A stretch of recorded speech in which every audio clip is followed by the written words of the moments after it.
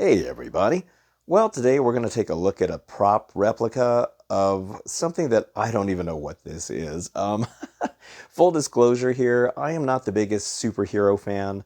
I'm more of a sci-fi guy. I like, spaceships, aliens, robots, stuff like that. So when it comes to superheroes, I haven't seen any of these new movies. I think the last superhero movie I saw was the original Superman movies with Christopher Reeves. I mean, that's kind of the extent of that. Now, this piece here, and I'll explain why I ended up buying this, but this is Captain Marvel's pager.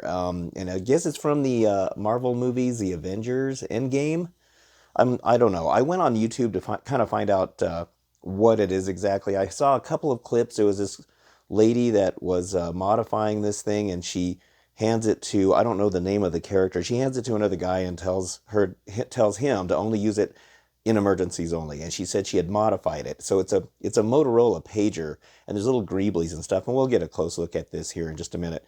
And then she says to only use it for emergencies. There was another scene where there was some people that had it hooked up to some device, and I guess they were trying to access information or something from it.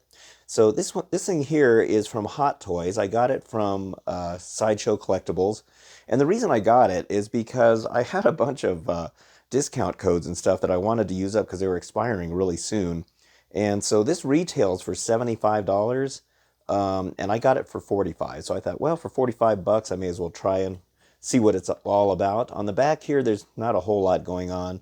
I did notice they misspelled captain. It says Catane.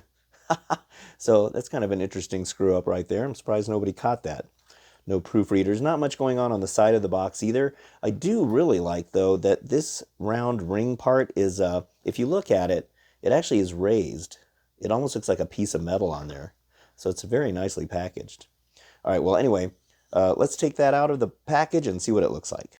All right, well, now let's open this up here. There's a piece of tape right here, so let's just cut this. And it's a pretty thick piece of tape there. All right, there we go. And I don't know, I have a feeling this is going to be some cheap, hollow plastic thing. I mean, not to badmouth Sideshow Collectibles, but it's just a lot of things that I've bought from them in the past. I ended up being a little disappointed in the quality of it. Let's see, well, I'm having a hard time opening this, so hang on, let me get this flap open. Okay, gosh, you almost had to be a superhero to open this thing. All right, let's get this out of here. Looks like it's in some kind of a tray. All right, so let's get that out of the way. All right, well, that's kind of cool. At least they provided the batteries. So button cell batteries, not ever a fan of those things, but maybe in this sort of thing it's necessary. All right, let me see here. Looks like it's in another clamshell type of thing. Looks like there's a little instruction book or something right here. And it's in a double clamshell. I don't know if this is taped. No, it's not taped. Why, they never make these things easy to get into, do they? Alrighty. We'll take a look at that in just a second. Let me get these batteries before I lose them. And let's see. Oh, they got the old silica thing in the back. All right, so here it is. And let me get some better light on it right here. So this thing is really light. I mean, it's, like I said, it's just what I suspected. Cheap plastic kind of thing. But, I mean, the details look really good on here. You can see there is some nice weathering that they did on the top and the bottom down there. There's the battery compartment. We'll check that out. It's been a long time since I've held one of these Motorola pagers. These are the cool details down here. Looks like a button right here, but there's not more detail there on the top. That bottom detail looks good. It looks like a circuit board back in there. I don't know if you can see it. It's back in this section. Looks like a little belt or something right here. And I think the LEDs are down in there. There's 3 of them. And then there's the screen. All right, well, let's take a look at the instructions real quick. All right, well, not too much to see here. They just tell you that the button to activate the lights is the play button right there. And just how to insert the batteries. So let me get the batteries in this thing and we'll take a look at it. All right, so the batteries are now inserted. This thing uses 3 LR44 batteries, and those are relatively common, so at least it doesn't use some kind of bizarre type of battery that's hard to find. Okay, so let me turn off the lights so we can see these lights better. Okay, so now we're just going to push this play button here to turn on the lights. And that's what it looks like when they are on. Now that screen looks like it's fluctuating, but it's not actually doing that. It's my camera. It's having a hard time focusing on that because there's no key light. But if you look closely, it looks like the old dot matrix kind of screens, which I don't know. Is that what the old pagers used? It's been a long time since I've held a pager, so I can't really remember. So I'm guessing that is the Captain Marvel symbol on there. Down here is the blinking LEDs.